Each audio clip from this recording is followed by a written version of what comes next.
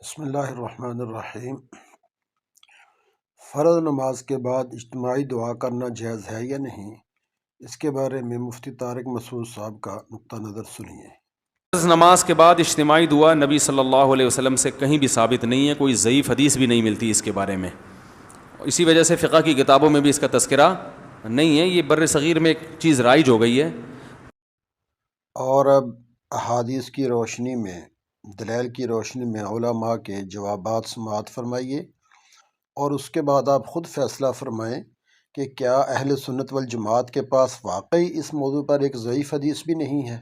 مولوی صاحب کو دعا کا ثبوت رسول اقدس صلی اللہ علیہ وسلم کی ذات سے نہیں ملا تو مولوی صاحب کا اپنا معاملہ ہے، اس میں مسئلہ تو خراب نہیں ہو سکتا بھائی۔ مسئلہ تو یہی ہے کہ مستحب ہے نماز کے بعد اجتماعی دعا، اللہ کے رسول صلی اللہ علیہ وسلم ثابت ہے، احادیث پاک میں موجود ہے۔ قرآن سب سے پہلی روایت جس کو امام ترمذی نے نقل کی اپنی جامع ترمذی میں، یہ حضرت ابو امامہ سے روایت ہے۔ یہ کہتے ہیں قیل علی رسول اللہ صلی اللہ علیہ وسلم، رسول اللہ صلی اللہ علیہ وسلم سے کہا گیا ای الدعاء اسمع، کون سی دعا جو ہے زیادہ مقبول ہوا کرتی ہے، اللہ کے ہاں مقبول ہے۔ آپ نے فرمایا جوف اللیل الاخری، رات کے آخری حصے میں جو دعا کی جاتی ہے یعنی تہجد کے ٹائم، وہ دوبارہ صلاۃ المکتوباتی، اور فرائض نماز کے بعد جو دعا کی جاتی ہے وہ عند اللہ مقبول ہوا کرتی ہے، یعنی قبولیت کی گھڑیوں میں سے گھڑی فرائض نماز کے بعد ہے۔ روایت سیدنا علی رضی اللہ تعالیٰ عنہ سے، آپ فرماتے ہیں رسول اللہ صلی اللہ علیہ وسلم جب بھی نماز سے فارغ ہوا کرتے کیا کرتے؟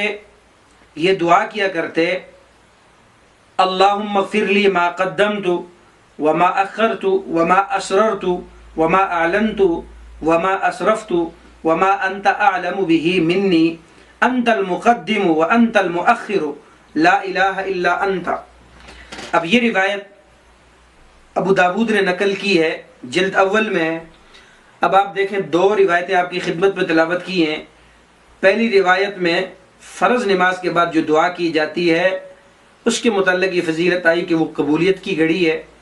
دوسری روایت جو سیدنا علی رضی اللہ عنہ سے ہے، اس میں رسول اللہ صلی اللہ علیہ وسلم کا عمل آ گیا کہ آپ نماز کے بعد یہ دعائیہ کلمات فرمایا کرتے تھے۔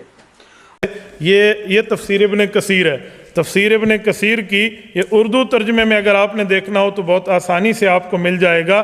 رسول اقدس صلی اللہ علیہ وآلہ وسلم کے واقعے سے صفحہ نمبر 596 ہے، اس پر تفصیل کے ساتھ موجود ہے کہ اللہ کے رسول صلی اللہ علیہ وسلم کس طرح نماز ادا فرماتے تھے اور اس کے بعد دعا کی ترتیب ہوتی تھی۔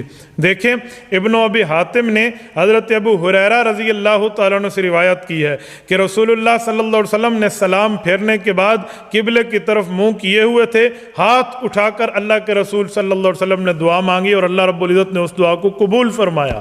یہ تو تفسیر ابن کثیر قرآن کریم کی یہ جو ہے نا کیا کہتے ہیں تفسیر ہے۔ اور مزے کی بات میں آپ کی خدمت میں کروں، یہ 596 پہ میں آپ کی خدمت میں باقاعدہ کوٹ کرتے ہوئے ریفرنس دیتے ہوئے آپ کی خدمت میں بات پیش کروں گا۔ یہ سورت نمبر 4 سورت نساء ہے اور اس کی آیت نمبر 97 ہے، ستائل العمال کی دوسری جلد ہے۔ امام علاؤ الدین متقی رحمۃ اللہ علیہ کی کنز العمال موجود ہے۔ یہ کنز العمال فی سنن الاقوال والافعال، اس کی جلد نمبر 2 کے صفحہ 60 پہ انہوں نے اسی حوالے سے تفصیل دی ہے اور پوری احادیث پاک کے حوالے سے اس کو باقاعدہ نوٹ فرماتے ہوئے یہ روایت لائے ہیں۔ سیدنا انس بن مالک رضی اللہ تعالیٰ عنہ سے مروی ہے کہ رسول اقدس صلی اللہ علیہ وآلہ وسلم کا فرمان عالی شان وہ لاتے ہوئے کہتے ہیں ما من عبد مؤمن آدمی یبسط کفیہ فی دبر کل صلاۃ، جب مسلمان آدمی فرض نماز کے بعد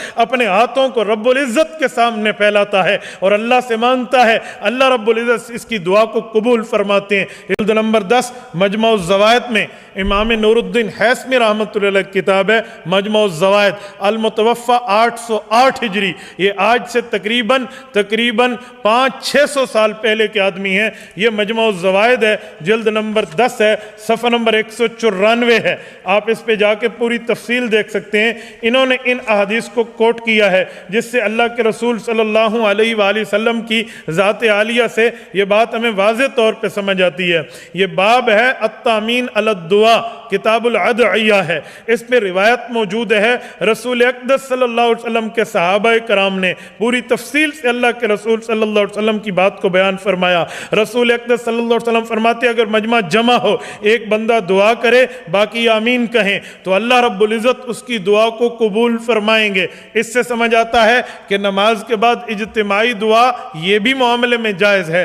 जामियातुल उलूम अल्लामा बिन नूरिटन कराची का बानी है, जिल्द नंबर 3 है, मारिफ सुनन जामे तिर्मिज़ी की शरह है। हजरत की काश ये मुकम्मल हो जाती, ये जितने तक हजरत जिंदा रहे उतने तक छपी, बाद में उनकी वफात हुई तो आखिरी जिल्द न छप सकी। आप इसको देखते आपको समझ आती। ये जिल्द नंबर 3 की सफ़ा नंबर 122 और सफ़ा नंबर 123 है। ये इस पर पूरी तफसील देते हुए और कई सफ़े इस पर लिखते हैं कि उलमाए देवबंद की ये तरतीब रसूल अक़दस सल्लल्लाहु अलैहि वसल्लम की ज़िंदगी से साबित है। आप इसको बाकायदा देख सकते हैं और इस पर तफसील देते हैं और तफसील देते हुए रिवायात जमा करते हैं, कुल तो कहकर इस पर अपना फैसला देते हैं। फरमाते हैं हदीस पाक में मौजूद है, रसूल अक़दस सल्लल्लाहु अलैहि वसल्लम फरमाते हैं और रिवायत अब्दुल्ला बिन ज़ुबैर लाए हैं कि एक बंदे ने नमाज में दुआ शुरू की। हुज़ूर पाक के सहाबी फरमाने लगे जी नहीं, अल्लाह के रसूल का यह तरीका नहीं था। रसूलुल्लाह का तरीका था नमाज से फारिग होते हाथ उठाते फिर दुआ को शुरू कर देते।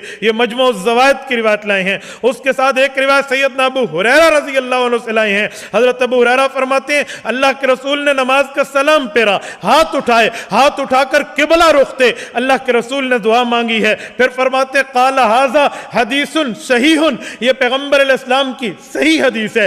एक रिवायत मजीद लाए हैं हज़रत अस्वद अल आमिरी से, वो फरमाते हैं रसूलुल्लाह सल्लल्लाहु अलैहि वसल्लम के पीछे हमने सुबह की नमाज पढ़ी, अल्लाह के रसूल ने सलाम फेरा न और नमाज के बाद हमारी तरफ मुंह किया, हाथ उठाया और रसूलुल्लाह ने फर्ज नमाज के बाद इज्तिमाई दुआ फरमाई।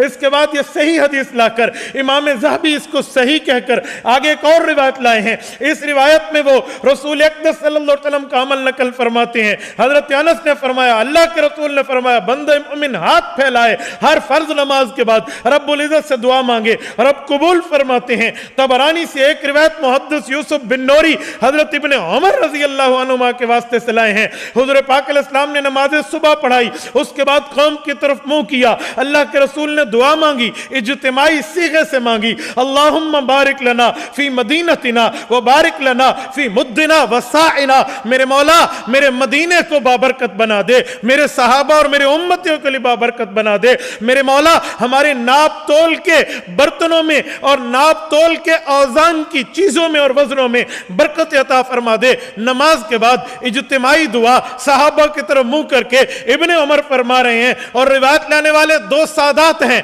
आले रसूल हैं, औलादे अली हैं। इससे आप अंदाजा लगाएं। एक रिवायत मजीद लाकर कहते हैं हमारे तमाम उलमाए कराम ने ये जो काम किया है ये इस बात पे दलील है कि ये काम मुस्तहब है, मुस्तहब समझ के इसको करना चाहिए। ये पूरी रिवायत मुहद्दिस यूसुफ बिन नूरी रहमहुल्लाह इस पे लाते हैं। हजरत मौलाना ज़फ़र अहमद उस्मानी की एलाउस सुनन है, इसकी जिल्द नंबर 2 है। एलाउस सुनन में हजरत मौलाना ज़फ़र अहमद उस्मानी हजरत थानवी के भांजे ने तो इंतहा करके रख दी है। सफ़ा 993, सफ़ा 999, सफ़ा 1004 ये पूरी तफसील से लाए हैं। मैं आपकी खिदमत में क्या तफसील पेश करूं, मैं हेडलाइंस आपकी खिदमत में पेश करता हूं ताकि इससे आप अंदाजा लगाएं कि ये किस तरह साबित है और पैगंबर सल्लल्लाहु अलैहि वसल्लम के सहाबा के अमल से साबित है। वो इस पर रिवायत लाते हुए ये तफसील देते हैं। रिजालुहु सिक़ात, कहते हैं जो हदीस ला रहा हूं इसके रावी बड़े मजबूत हैं, हदीस बिल्कुल ठीक है। और हदीस पाक लाए अब्दुल्लाह इब्न ज़ुबैर के वास्ते से, फरमाया अल्लाह के रसूल जब नमाज का सलाम फेरते हाथ उठाते और दुआ इरशाद फरमाते। इसको इमाम बुखारी के उस्ताद इमाम इब्न अबी शैबा ने भी नकल फरमाया है। मुहद्दिस कबीर, फकीह कबीर, मुफस्सिर कबीर हजरत अल्लामा जलालुद्दीन सुयूती रहमहुल्लाह ने पूरा रिसाला लिखकर नकल फरमाया है। इमाम तबरानी ने नकल फरमाया है। फिर आगे चल के इसी پر ایک روایت مزید لاتے ہوئے کہتے ہیں کہ ہاتھ اٹھا کر فرض نماز کے بعد دعا کرنا یہ ظاہراً مستحب ہے، اس پر صحیح حدیث موجود ہے۔ آگے مزید تفصیل دیتے ہیں، فَثَبَتَ أَنَّ الدُّعَاءَ مُسْتَحَبٌ بَعْدَ كُلِّ صَلَاةٍ مَكْتُوبَةٍ مُتَّصِلًا بِهَا بِرَفْعِ الْيَدَيْنِ، کہتے ہیں ہماری ان دلائل سے بات ثابت ہو گئی کہ نماز کے بعد ہاتھ اٹھا کر، فرض نماز کے فوری بعد ہاتھ اٹھا کر اکٹھی دعا مانگنا یہ مستحب ہے۔ آپ کو نظر نہ آئے میں آپ کو دکھا دیتا ہوں، یہ دلائل موجود ہیں، یہ ان کی باتیں موجود ہیں۔ یہ حافظ ابن کثیر رحمہ اللہ نے حضرت علا بن الحضرمی کی روایت کا قصہ نقل کیا، واقعہ نقل کیا۔ وہ فرماتے ہیں نودی بصلاۃ الصبح حین طلع الفجر، صبح کے وقت جب طلوع فجر کا وقت ہوا تو آواز لگائی گئی، سب نماز کے لیے جمع ہو گئے۔ تو فصلی بالناس، تو یہ انہوں نے نماز پڑھائی۔ حضرت علا بن الحضرمی صحابی رسول ہیں، نماز پڑھائی انہوں نے۔ فلما قضى الصلاۃ جسا علی رکبتیہ، جب نماز مکمل ہوگی تو آپ دو زانو ہو کے بیٹھ گئے۔ وجس الناس، اسی طرح لوگ بھی دو زانو ہو کے بیٹھ گئے۔ ونصب فی الدعاء ورفع یدیہ، آپ نے دو زانو ہونے کے بعد دونوں ہاتھ اٹھا لیے دعا کے دوران۔ وفعل الناس مثلہ، اور جو آگے لوگ بیٹھے تھے جن میں صحابہ کرام بھی تھے اور جن میں تابعین کی جماعت بھی تھی، ان تمام نے ایسے ہی ہاتھ اٹھا لیا، مثلہ، لوگوں نے بھی ایسے ہی ہاتھ اٹھا لیا۔ تو یعنی اجتماعی دعا کا ثبوت صحابی رسول سے مل رہا ہے۔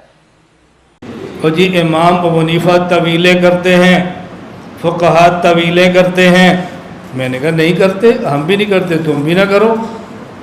اللہ کے نبی سے پوچھا ای الدعاء اسما، سب سے زیادہ جلدی قبول ہونے والی دعا کون سی ہے؟